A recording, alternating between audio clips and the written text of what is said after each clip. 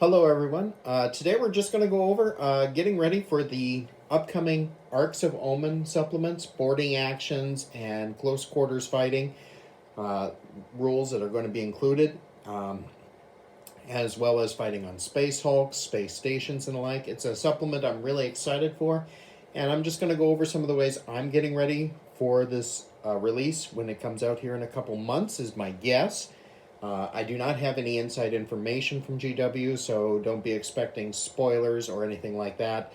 This is just about getting ready and just different things you can do in order to enhance and enjoy Arks of Omen when they come out. Now, first thing, as you can see, I have gotten some of the terrain painted up from the Into the Dark box set.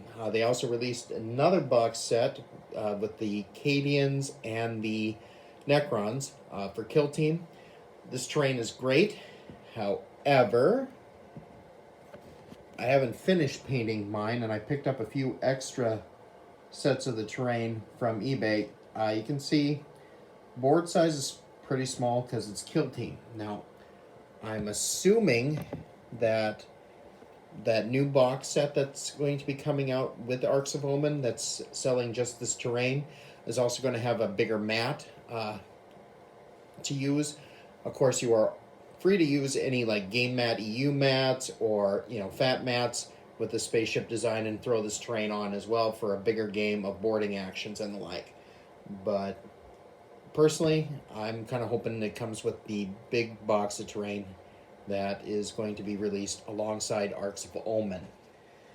Now, as you can see, the terrain that GW has released for this is pretty nice, pretty detailed. Lots of details to paint. I know they can be intimidating. I enjoy it. However, I have seen someone do quick and dirty paint jobs on these and put them out just fine. In fact, I even saw one in White Dwarf, which was quick and dirty, did not pick out all the details, and it still looked good. So you can go as heavy or as light as you want. I went a little heavy on this, but then again, I enjoy painting terrain. And quite frankly, I think this stuff looks gorgeous and really add to boarding action missions on spaceships, space hulks, as well as space stations. Again, really excited, really looking forward to this. Again, these new rules also could be used, since it's space stations and close quarters combat, it can be used for underground fighting, so underground temples and the like. So if you already have Zone Mortalis terrain, such as this, you're going to be a very happy person because you're going to be able to break this out and use this in these new Arks of Omen missions and the like. So, personally, it's a great way to integrate Zone Mortalis and kind of bring it back. And which is nice because they have done it for 30k in a White Dwarf article, but now they're kind of doing something for 40k. So here you have Zone Mortalis being used again.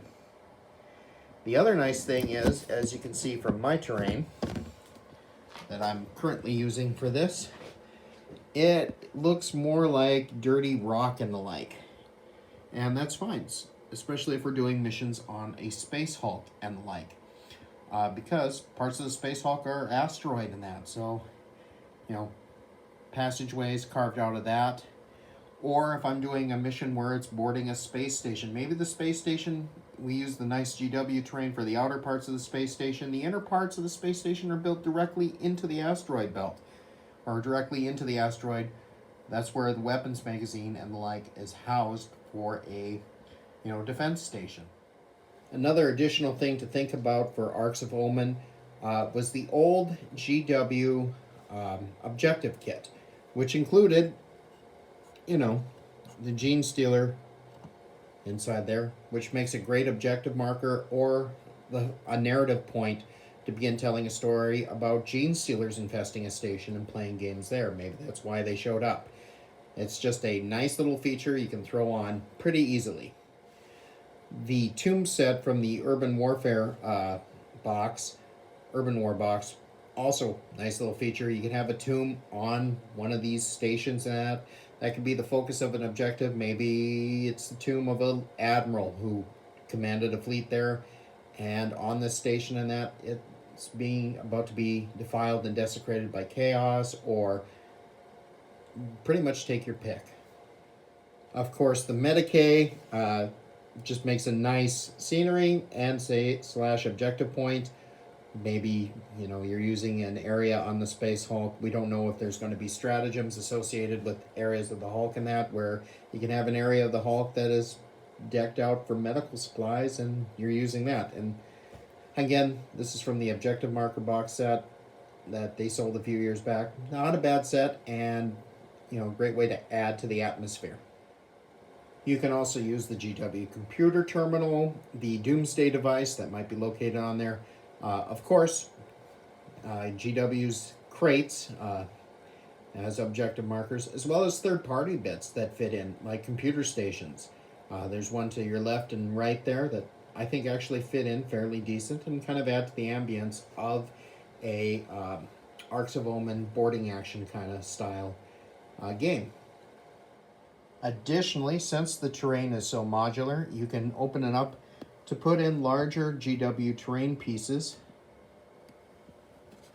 to really kind of add atmosphere and the like to the setting.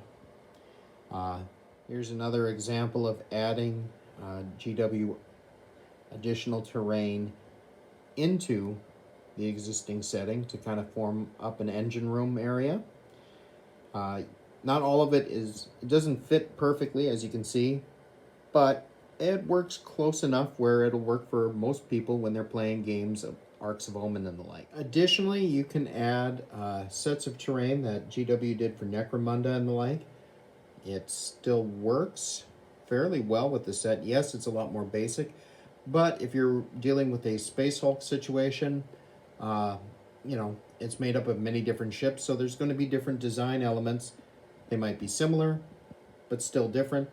Or you can have it even on a space station where, you know, one section of the station is much older than the other, and they've added on, and you can tell the newer versus the older stuff that was in place on the station before the renovations as they were.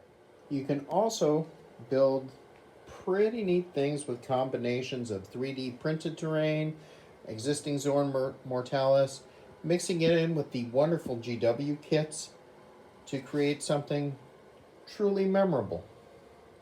Here we have a Hulk using 3D printed of a crashed ship, mixed in with the GW terrain, the wonderful, along with a third party's Zone Mortalis set I have picked up, mixed in with more GW terrain, mixed in with stuff from the old Necromunda and other things, kind of kit bashed together to make its own special terrain set.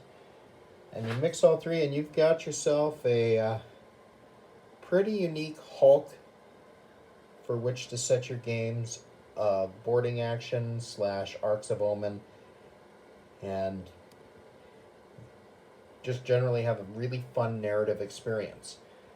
Just using different kits and terrain. Now, as far as equipping your armies for boarding actions and the like, I'm sure there are plenty of tutorials out there, and most of you have a pretty good idea anyway. I'm guessing anyone who can is going to equip something with boarding shields, flamethrowers, close combat, and maybe even shotguns.